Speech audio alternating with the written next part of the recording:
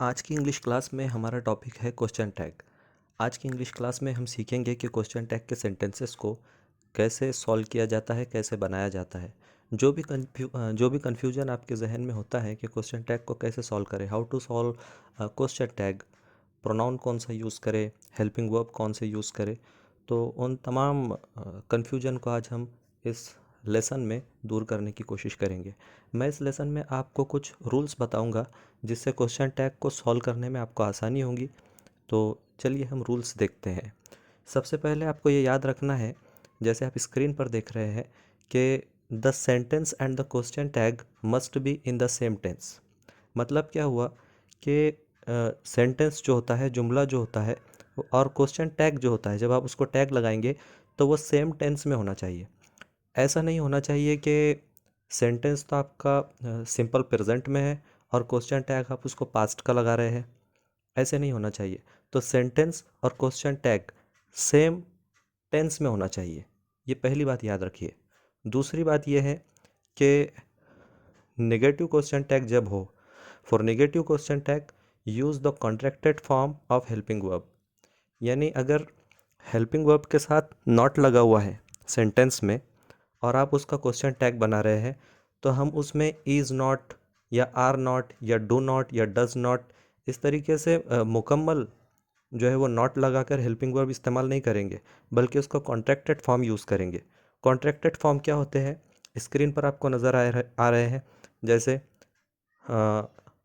Are not का aren't हो गया, इज़ नॉट का इज़ंट हो गया, एम नॉट का आरंट हो गया, और डिड नॉट का डिडंट, डू नॉट का डोंट, इस तरीके से कैन नॉट का कैंट, इस तरीके से इसे कहते हैं contracted form.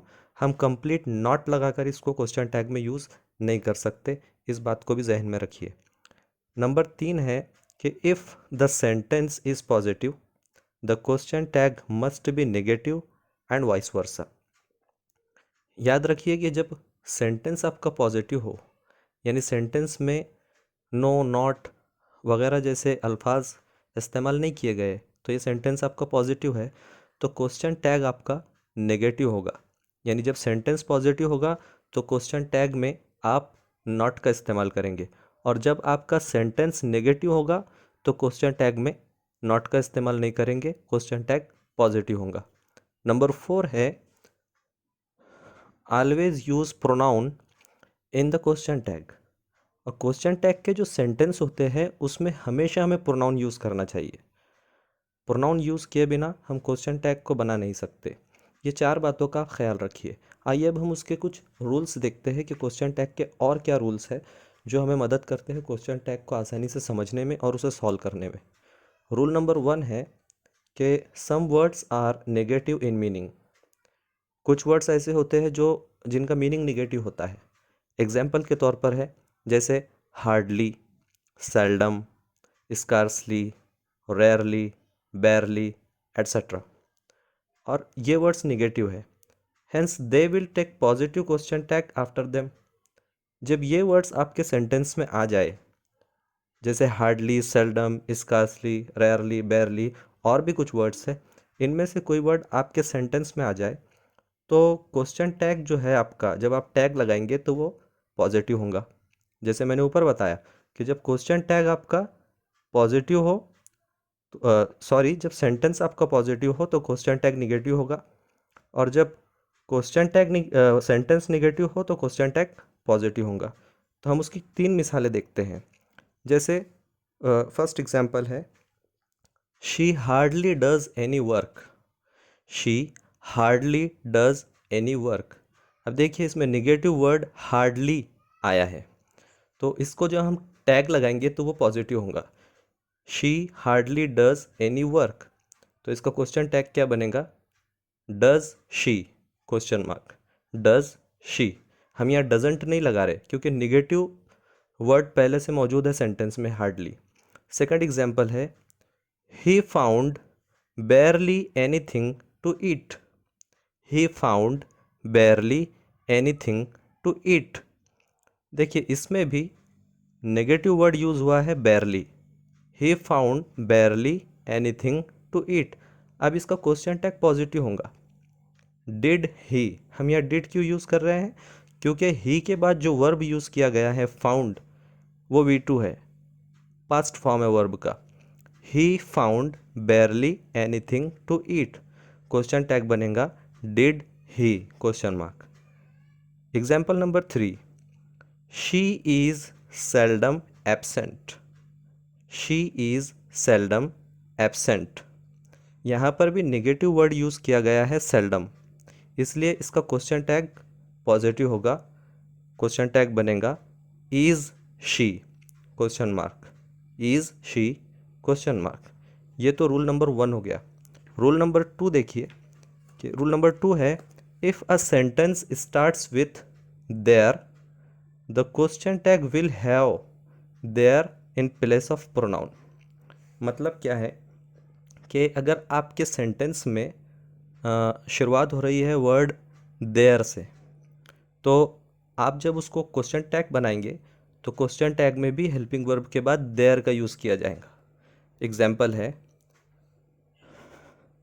There is no water, there is no water. देखिए सेंटेंस में शुरुआत हो रही है देयर से, वर्ड है there, there is no water.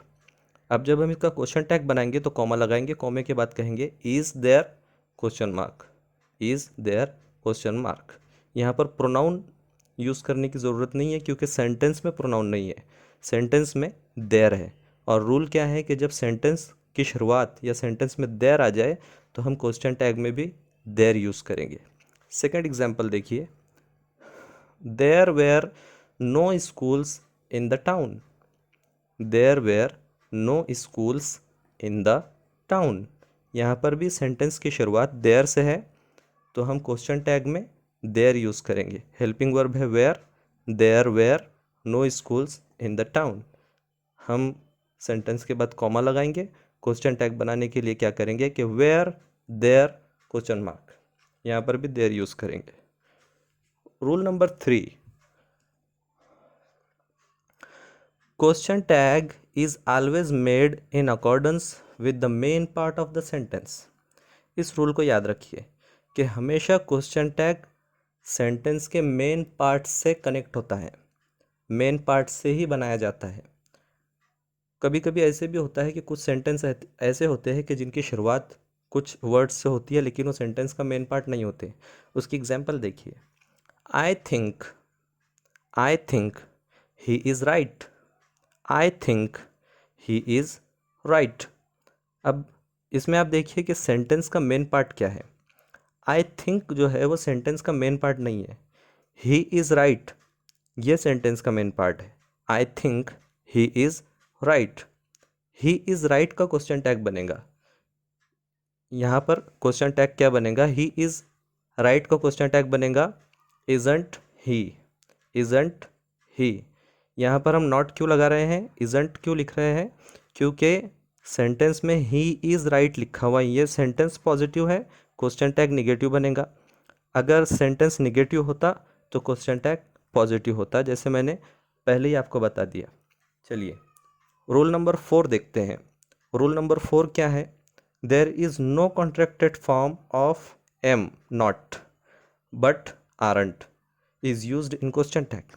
हाँ, ये बहुत अहम बात है, इसको याद रखिए कि जैसे इज़ नॉट का इज़ंट होता है कॉन्ट्रैक्टेड फॉर्म, आर नॉट का आरंट होता है, कैन नॉट का कांट होता है, डू नॉट का डोंट होता है, डज नॉट का डजेंट होता है, डिड नॉट का डिडंट होता है, लेकिन एम नॉट का एमंट नहीं होता।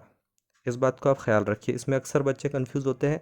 एम नॉट का एमंट नहीं होता, बल्कि एम नॉट को भी आरंट ही लिखा जाता है। एग्जाम्पल हम देखते हैं कि यही हमारा रूल नंबर 4 है, एम नॉट का एमंट नहीं होता बल्कि एम नॉट का भी आरंट ही लिखा जाता है क्वेश्चन टैग बनाते वक्त में। एग्जाम्पल देखिए, I am fine comma aren't I, aren't I am fine aren't I question mark. I am happy, I am happy. अब देखिए यहाँ पर हेल्पिंग वर्ब एम है, लेकिन हम आगे जब क्वेश्चन टैग बनाएंगे तो एमंट नहीं लिखेंगे, हम लिखेंगे aren't I am happy aren't I. Okay, तो ये रूल नंबर 4 था। अब आगे हम अगले रूल्स देखते हैं। क्वेश्चन टैग का रूल नंबर 5 है कि each, every, everyone, everybody, no one, nobody, none are singular and hence will take singular verb, singular pronoun, singular adjective with them, but their question tag will take plural verb and plural pronoun.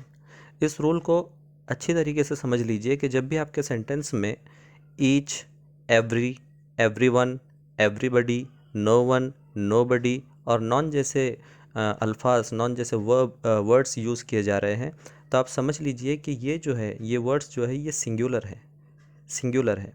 और जब word singular हो तो इसके साथ में singular verb, singular pronoun और singular adjective ही use किया जाएगा। लेकिन क्वेश्चन टैग में रूल ये है कि ये भले ही सिंगुलर है, सेंटेंस में इनके साथ सिंगुलर वर्ब, प्रोनाउन और एडजेक्टिव यूज़ किए जाएंगे, लेकिन जब हम इसका क्वेश्चन टैग बनाते हैं, जब हम इसको कन्वर्ट करते हैं क्वेश्चन टैग में, तो इसके साथ में हम प्लूरल वर्ब और प्लूरल प्रोनाउन यूज़ करेंगे। ये रूल है।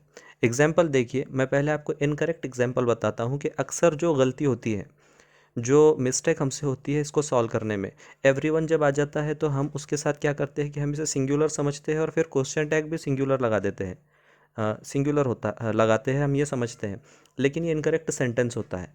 देखिए, जैसे इनकरेक्ट एग्जाम्पल उसकी ये है कि everyone has come, everyone has come, hasn't he, question mark. आप स्क्रीन पर देख रहे हैं कि सेंटेंस है एवरीवन हैज़ कम, हैज़ंट ही। ये इनकरेक्ट सेंटेंस है क्योंकि क्वेश्चन टैग में इसके साथ में हैज़ंट ही लगा हुआ है, ये इनकरेक्ट है। अब इसका करेक्ट सेंटेंस क्या बनेगा, करेक्ट क्वेश्चन टैग क्या बनेगा?